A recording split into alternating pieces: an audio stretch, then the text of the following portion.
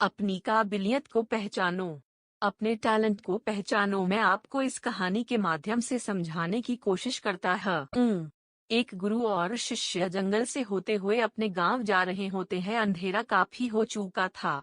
शिष्य ने अपने गुरु से कहा कि गुरु की काफी रात हो चुकी है, अगर आप कहें तो आज की रात यही आसपास के किसी गांव में गुजार ले। गुरुजी ने अपना सर हिलाया और वो आसपास के गांव में एक छोटे से घर के पास जाकर रुके।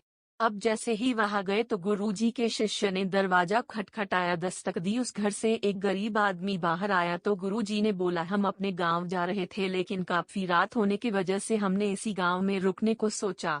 क्या आकार हम आज रात आपके यहाँ रुक सकते हैं?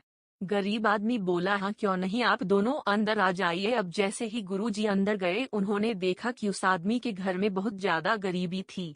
गुरुजी ने उससे पूछा कि आप काम क्या करते हो? वह गरीब आदमी बोला कि मेरे पास बहुत सारी जमीन है। तो गुरुजी ने बोला, अगर तुम्हारे पास बहुत सारी जमीन है तो इस तरह से क्यों रह रहे हो?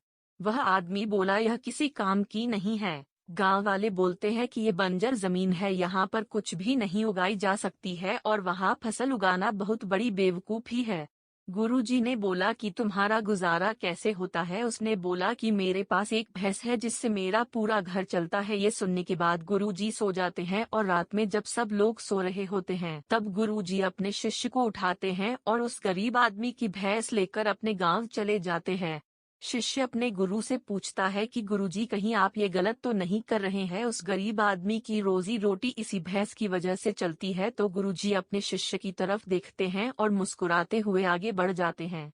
उस बात को तकरीबन 10 साल गुजर जाती है और जो गुरु का शिष्य था वह बहुत बड़ा गुरु बन चुका था। तो एक दिन उन्हें उस गरीब आदमी की याद आती है कि मेरे गुरु ने उस आदमी के साथ अच्छा नहीं किया था, मुझे एक बार चलकर देखना चाहिए कि वह आदमी अब किस परिस्थिति में है। वह शिष्य उस गांव की तरफ जाता है और वहां जैसे ही पहुंचता है तो वह देखता है कि जहां पर उस गरीब आदमी का झोपड़ा था वहां पर एक बड़ा ही आलीशान महल बन चुका था और उस झोपड़ी के बाहर जो बंजर जमीन थी उस पर फल और फूलों के बगीचे थे। तभी उधर से उस घर का मालिक आता है। शिष्य उसे पहचान लेता है और उस आदमी को बोलता है, तुमने मुझे पहचाना? मैं अपने गुरु जी के साथ आया था, हमने एक रात के लिए आपके यहाँ रुके भी थे।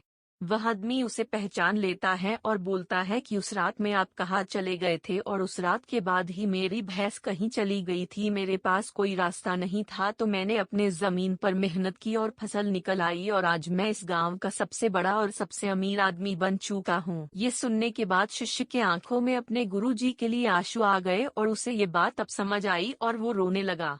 इस कहानी से हमें ये सीख मिलती है कि हमारे अंदर ऐसी बहुत सी टैलेंट छुपी हुई है लेकिन हमें कोई ना कोई चीज रुका कर रखी है। वो आपके फैमिली वाले भी हो सकते हैं, आपको जॉब भी हो सकती है, कुछ और भी हो सकता है। देखिए आपके पास भी तो भैंस की जैसी कोई दूसरी चीज तो नहीं है जिसने आपको आगे बढ़ने से रोक कर रखा है। फ्रेंड्स, यह कहानी कैसी लगी आप अपने कमेंट्स के द्वारा हमें अवश्य बताएं। ये कहानी पसंद आने पर लाइक और शेयर करें। ऐसी ही और इंस्पायरिंग स्टोरी के लिए सब्सक्राइब कर लें। थैंक्स।